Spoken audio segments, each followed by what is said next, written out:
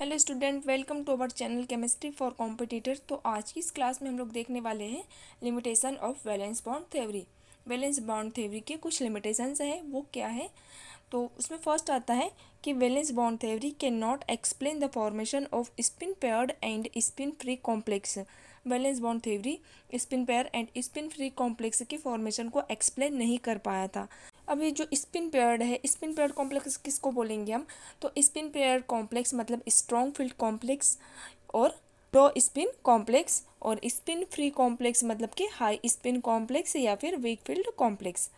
फिर second point आता है कि valence bond theory can not explain the colour property of complexes. तो वैलेंस बॉन्ड थ्योरी कॉम्प्लेक्स की जो कलर प्रॉपर्टी है उसको भी एक्सप्लेन नहीं कर पाया था कि जो कॉम्प्लेक्स है वो कलरफुल है या कलरलेस है। अगर वो कलरफुल है तो उसका कारण क्या है, वो अगर कलरलेस है तो इसका कारण क्या है, इस चीज़ को भी वो एक्सप्लेन नहीं कर पाए थे। फिर नेक्स्ट पॉइंट आता है कि valence bond theory can not explain the quantitative magnetic moment.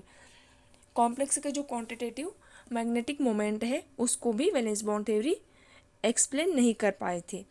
फिर नेक्स्ट पॉइंट आता है valence bond theory can not explain the distorted structure of complex. जो कॉम्प्लेक्स का डिस्टोर्टेड स्ट्रक्चर होता है उसको भी ये एक्सप्लेन नहीं कर पाए थे। तो इसको एक्सप्लेन किया था एक जेटी करके एक साइंटिस्ट थे, उन्होंने इस चीज़ को एक्सप्लेन कर पाए थे कि इस गिवन कॉम्प्लेक्स का स्ट्रक्चर डिस्टोर्टेड है या फिर किस टाइप का स्ट्रक्चर है, उन्होंने एक्सप्लेन किया था। तो ये हम नेक्स्ट टॉपिक में देखने वाले हैं कि डिस्टोर्शन क्या होता है और ये जेटी ने जो कॉन्सेप्ट दिया था वो क्या था। हम जो आने वाला लेक्चर है उसमें इसके बारे में हम पढ़ने वाले हैं। नेक्स्ट पॉइंट है कि valence bond theory can not explain why the magnetic property worry with the temperature. मतलब वैलेंस बॉन्ड थ्योरी इस चीज़ को भी एक्सप्लेन नहीं कर पाई थी कि जो कॉम्प्लेक्स दिया हुआ है उस कॉम्प्लेक्स की जो मैग्नेटिक प्रॉपर्टी होती है वो टेम्परेचर के साथ वरी करती है, वो इस चीज़ को एक्सप्लेन नहीं कर पाए थे। फिर नेक्स्ट पॉइंट है valence bond theory can not explain why the complex of cobalt 2+ ion and copper 2+ ion does not have reducing power.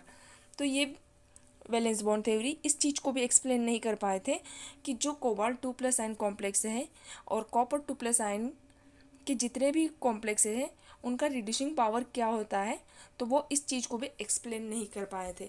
Actually होता क्या है कि जो कोबाल्ट 2+ आयन के कॉम्प्लेक्स होता है उनका रिड्यूसिंग पावर ज़्यादा होता है as compare to copper 2+ ion.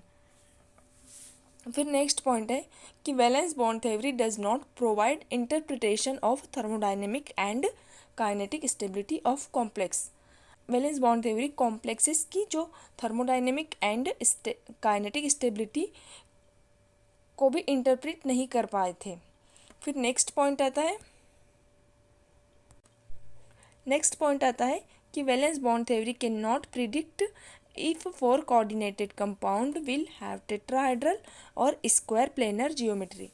तो वैलेंस बॉन्ड थ्योरी इस चीज़ को भी एक्सप्लेन नहीं कर पाए थे कि जो 4 कोऑर्डिनेटेड कंपाउंड है उनकी जियोमेट्री क्या रहेगी, वो टेट्राहेड्रल स्ट्रक्चर है या फिर उसका ज्योमेट्री स्क्वायर प्लेनर है, तो वो भी इन चीज़ों को एक्सप्लेन नहीं कर पाए थे।